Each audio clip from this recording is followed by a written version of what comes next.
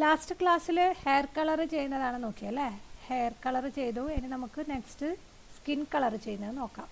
പുതിയൊരു layer open ചെയ്യുന്നു. ലെയറിനൊരു പേര് കൊടുക്കുന്നു. മാഗ്നറ്റിക് ലാസോ ടൂൾ സെലക്ട് ചെയ്യുന്നു. എവിടെയാണോ കളർ ചെയ്യാൻ ഉദ്ദേശിക്കുന്നത് ആ ഭാഗം സെലക്ട് ചെയ്യുന്നു. ഇനി കളർ ആദ്യം സെലക്ട് ചെയ്യാം. സ്കിൻ കളറിന് നിങ്ങൾക്ക് ഇഷ്ടമുള്ള സ്കിൻ കളർ സെലക്ട് ചെയ്യാം.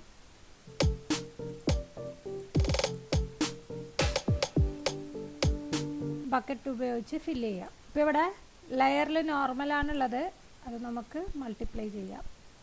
അപ്പോൾ അവിടെ ഡാർക്ക്, അതായത് അതിൻ്റെ ഔട്ട്ലൈനൊക്കെ ക്ലിയറായി പുറത്തേക്ക് വരും. സെലക്ട് ചെയ്യുന്നതിന് മുമ്പായിട്ട് ഇവിടെ സ്കിന്നിന് ഷെയ്ഡ് കൊടുക്കാം. ഷെയ്ഡ് ചെയ്യുന്നതിന് വേണ്ടിയിട്ട് നമ്മളിവിടെ ഡോഡ്ജും ബേണും തന്നെയാണ് ഉപയോഗിക്കുന്നത്. അപ്പോൾ ഹെയർ ഷെയ്ഡ് ചെയ്ത് അതേ രീതിയിൽ തന്നെ നമുക്ക് സ്കിന്നും ഷെയ്ഡ് ചെയ്യാം. ഇവിടെ റേഞ്ച് ഉള്ളത് ഹൈ ആണ്. ഹൈ ആകുമ്പോൾ നമ്മൾ ജസ്റ്റ് കണ്ടോ, ആ ഹൈ കുറച്ചും കൂടി ഹൈ ബ്രൈറ്റ് ആയിട്ട് വരുന്നുണ്ട്. അതിനെ ഞാൻ ചേഞ്ച് ചെയ്യാണ്. ഹൈ ഉള്ളതിനെ ഒഴിവാക്കി മിഡ് ടോൺ എടുത്തു. ലൈറ്റായിട്ട് മാത്രമേ ഇവിടെ ചേഞ്ചസ് വരുന്നുണ്ടാവും, അത്ര ഷാർപ്പായിട്ട് വരില്ല.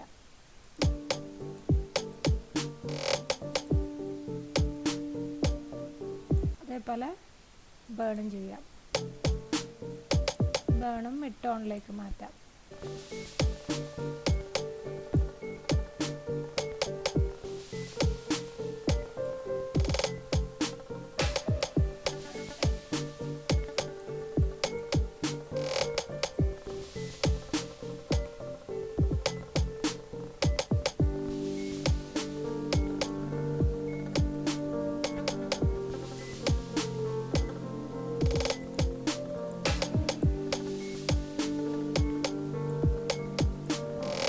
എക്സ്പോഷർ കൂട്ടി കൊടുക്കുന്നതിനനുസരിച്ച് ഹാർഡ്നെസ് കൂടുന്നുണ്ട് അല്ലേ, കട്ടി കൂടി കാണാൻ പറ്റും കളർ.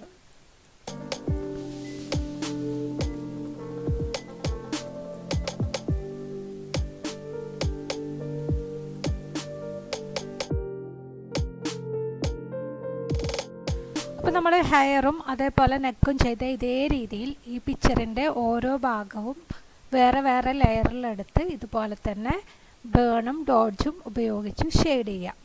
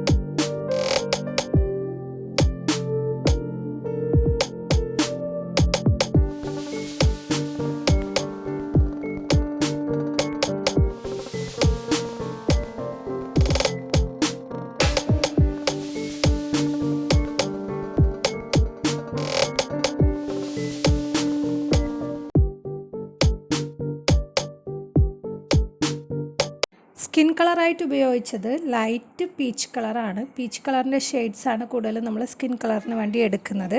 ഇവിടെ സ്ക്രീനിൽ കാണുമ്പോൾ യെല്ലോ പോലെയായി തോന്നുന്നു, അതുകൊണ്ടാണ് ഞാനിത് എടുത്ത് പറഞ്ഞത്. പിന്നെ കുറച്ച് സ്കിൻ കളേഴ്സിൻ്റെ നമ്പറുകൾ ഇവിടെ കൊടുത്തിട്ടുണ്ട്. ഈ നമ്പറിലുള്ള ഏത് വേണേലും നിങ്ങൾക്ക് സ്കിൻ കളറായിട്ട് ഉപയോഗിക്കാവുന്നതാണ്.